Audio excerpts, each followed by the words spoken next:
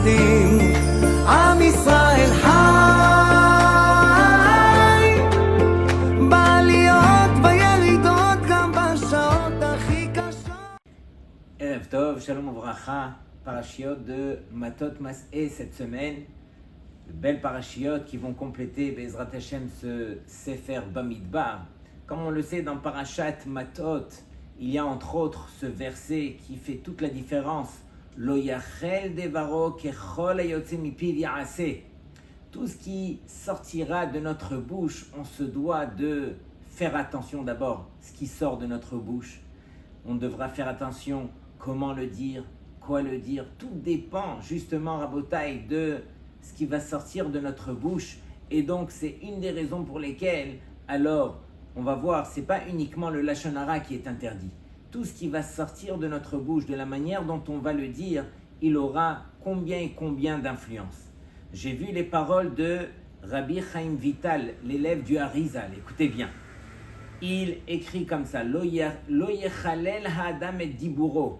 L'homme ne devra pas justement rendre chol son dibour, c'est-à-dire kelomar, shelo yarshov she'adiburim she'u motzi mipiv, qu'il ne pense pas que toutes les paroles qui vont sortir de sa bouche, henam kedavar chol chaser mashma'ut vekoach, qu'il ne s'imagine pas que tout ce qui va sortir de sa bouche, ce sont des paroles qui sont à la limite futiles ou qui n'ont pas de poids, qui n'ont pas de fondement.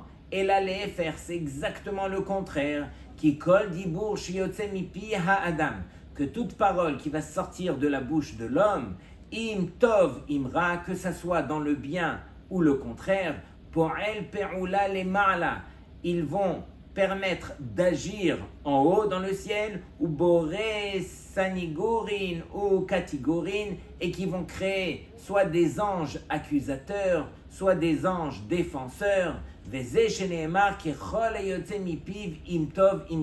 Tout ce qui sortira de ta bouche, que ce soit dans le bien ou le contraire, alors on devra faire très attention. C'est une des raisons pour lesquelles on doit vraiment s'habituer à devenir positif. Tout ce qui va sortir de notre bouche, alors que ça soit de manière positive, qu'on ne dise jamais « Ah, je n'y arriverai pas, ah, tel et tel enfant, il a tel problème, on manque de mazal, etc. » Tout ce qui va sortir de notre bouche, on devra le faire sortir de la manière la plus positive possible. Pourquoi ?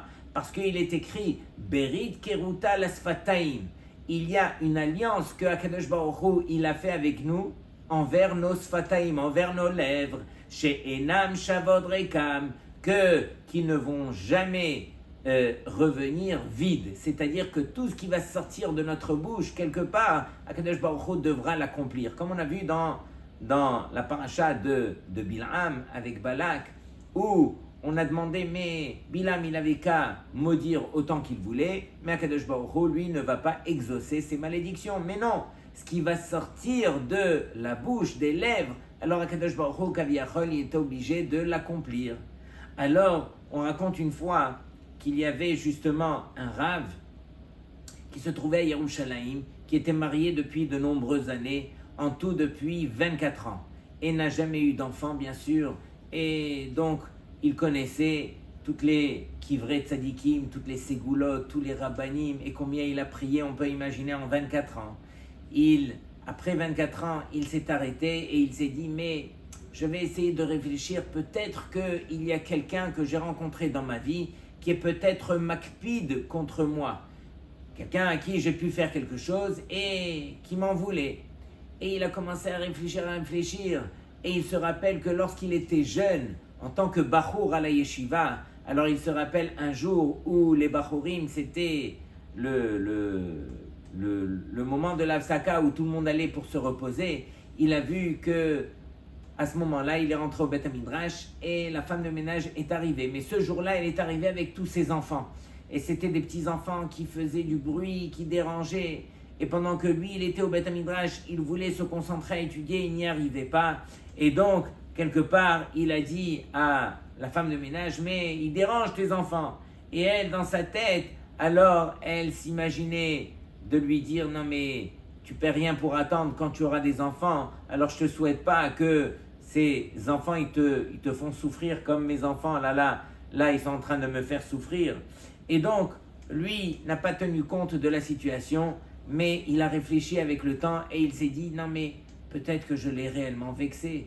Il a fait ses recherches, il a essayé de voir où est-ce qu'elle habitait, et finalement, il a trouvé l'adresse, il a été s'adresser à elle, et il lui a raconté, il lui a rappelé donc toute l'histoire, et elle lui dit, mais chas v'shalom, je ne vous en veux pas, et je suis mochelet, et elle lui a fait une bracha, et quelques semaines après, sa femme qui tombe enceinte, Rabotai, regardez, quelqu'un qui fait attention à ce qui va sortir de sa bouche, combien ça peut avoir d'influence.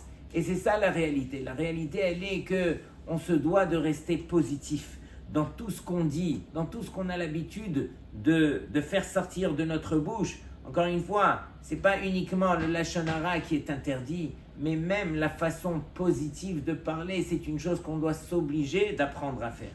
Et donc, c'est marqué dans le Nefesh HaChaim, c'est marqué Vezot Torat Kol Ish Mi Israël. Voici la Torah pour tous les béné Israël. Al Yomar Belibo, que l'homme ne se dise pas à l'intérieur de son cœur, Kima Aniuma Kochi, quelle est ma force, qui je suis, Lif'ol Shum Inyan Baolam, de pouvoir agir dans quoi que ce soit dans ce monde-ci. Et la Yavin qui Kol Diburo Ole Legovehe Meromim Baolamot, qu'il sache et qu'il réalise que tout ce qui va sortir de sa bouche, alors il va monter dans les grandeurs les plus élevées dans ce monde-ci.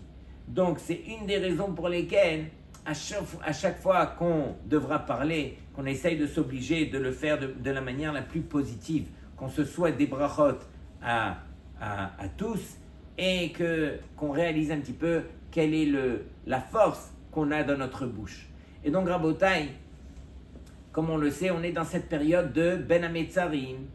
Et lorsque on fait le calcul, cette année, malheureusement, on sera à 1956 ans depuis la destruction du deuxième Beth Amikdash. Et donc, bien sûr qu'on se doit de pleurer dans ces journées-là de Ben Hametzarim jusqu'à ce que Akadosh Baruch Hu Yisra Merachem et qu'il puisse reconstruire son Beth Amikdash. Mais si vous allez dans la rue et vous demandez à n'importe qui, est-ce que le Beth Amikdash te manque? Alors, les gens, s'ils réfléchissent réellement, ils vont dire, pas tellement. Pourquoi? Parce que quand ça me vient de prier, alors je prie qu'il n'y ait pas de malheur, qu'il n'y ait pas d'épreuve, qu'il n'y ait pas de terroristes, etc. On est tellement pris par les problèmes du quotidien qu'on en oublie exactement les choses qui sont les plus importantes. On raconte une fois, le Rav Chizkiyahu Mishkovsky, il a raconté une fois que lorsque Maran Harav Shach, qui était le grand de la génération, le Rosh Shiva de Ponyovitch, il est niftar, alors on peut imaginer le deuil qui est tombé sur tout le monde. Et donc, tout le monde pleurait, tout le monde réalisait un petit peu la perte qu'on avait eue. Et à ce moment-là, il y avait un pauvre qui passait par là et qui pleurait lui aussi. On lui a demandé, mais pourquoi tu pleures? Alors lui, il a dit, mais quelle question! Tous les jours, j'allais voir Maran Harav Shach, je rentrais au Beth Midrash et tous les jours, il me donnait cette pièce qui me rendait heureux tous les jours. Maintenant qu'il est niftar, qui c'est qui va me donner ce shekel? Et donc le Rav, il lui dit, mais c'est pour ça que tu pleures. Tu pleures pour ce shekel que tu ne vas plus recevoir pendant que le grand de la génération est niftar et toi tu pleures sur le shekel. Et donc Rabotai, quelque part, alors nous aussi, on se doit de réaliser que c'est vrai qu'il nous manque beaucoup de choses sur terre. C'est vrai qu'on peut revendiquer tant et tant de choses qu'on aurait voulu avoir, mais ne pas oublier que le plus important, encore une fois, c'est ce Beth Amikdash, d'où émanait toute la bracha, toute la sagesse, toute la chokhma, tout ce qu'on a besoin réellement, c'est que ce Beth Amikdash soit reconstruit. Et sur cela, on dit, mais tu vas pleurer justement sur le shegel. Ah, Bechia Amitit, les vrais pleurs, sur quoi elles doivent être? Hi al-kar she'hainu im HaKadosh Baruch Hu. C'est uniquement sur le fait que lorsqu'il y avait le Beth Amikdash, on avait cette proximité avec Hachem. On était avec Hachem, on vivait avec Hachem. Beshulchano shel makom, on mangeait sur sa table. Ve Nizraknu Misham, et on a été jeté de devant Hachem. Anu rechokim me Hachem ad lemeod, on est de plus en plus loin d'Hachem, justement à cause de cela. Lorsqu'on a demandé à Rav Steinman, Zatzal, qu'est-ce qu'on doit ressentir pendant ces journées-là de Ben Hametzarim, il leur a dit, Rabotai, est-ce que vous avez déjà été une fois à la plage pendant les vacances? Alors il y a beaucoup de monde et il arrive souvent qu'il y ait un papa qui a perdu un de ses enfants. Parce que les enfants, ils vont à droite et à gauche et bien sûr on fait attention à eux, mais des fois, voilà, en tournant la tête, il y en a un qui est parti. Et le papa, il cherche son fils, il le cherche et 20 minutes passent, une demi-heure, 1 heure, vous pouvez imaginer dans quelle panique il est, jusqu'à ce qu'il y a le maître nageur qui va prendre le micro, est-ce que vous avez vu tel et tel enfant? Et finalement, alors il y en a un qui a trouvé l'enfant, qui veut le ramener à son père, il était à la porte de l'extérieur et le père ne l'avait pas vu, il avait marché jusqu'à là-bas et donc quand il lui ramène son fils, il le voit, vous pouvez imaginer quel simcha il a rien que de revoir son fils, il le prend, il l'enlace, il l'embrasse et donc à partir de là, il dit c'est ça quelque part le reflet de ce que nous on doit ressentir.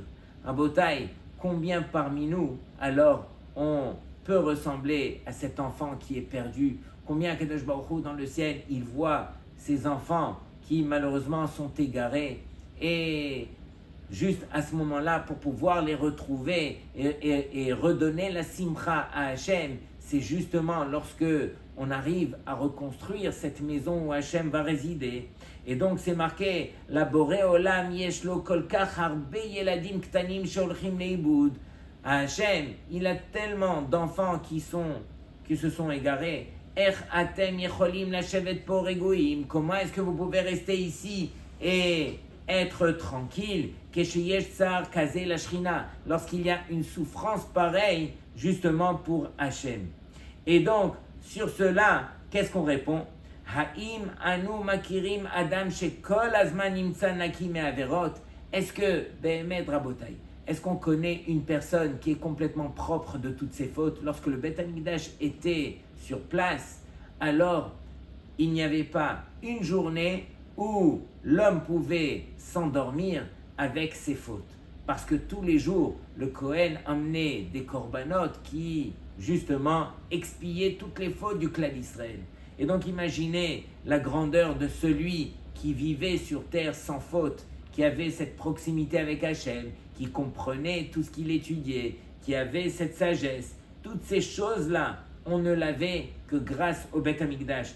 Rabbeinu Chaim Palaji, il écrit Matzati betana d'Eveliaou. J'ai vu un midrash dans le Tana d'Eveliaou qui dit Akadosh Baruch Hu yoshev umetzape lahem le Israël yoter mima shemetzape ha'av livno ve'aisha lebaala. Il dit Akadosh Baruch Hu dans le ciel, alors il nous attend à chacun d'entre nous encore beaucoup plus qu'un père pourrait attendre son fils ou bien une femme son mari. Imaginez comment c'est joli. Sheya'asu tshuva, mais qu'est-ce qui nous attend Hachem? Qu'on fasse teshuva, kede sheigael otam, pour que justement qu'il puisse nous délivrer et justement reconstruire son Beth Amikdash. C'est uniquement si on arrive à réparer nos mauvaises actions qu'on aura le mérite de pouvoir faire descendre ce Beth Amikdash enfin. He'emanti ki adaber de bechol param shani kore ama'amar nichbad alazeh enai yorda maim. À chaque fois que je lis ce midrash, il dit Rabbi Chaim que ces larmes lui viennent toutes seules. Il se met à pleurer. Ve'im HaKadosh Baruch Hu sovel, et si Hachem, lui, justement, il endure, il souffre.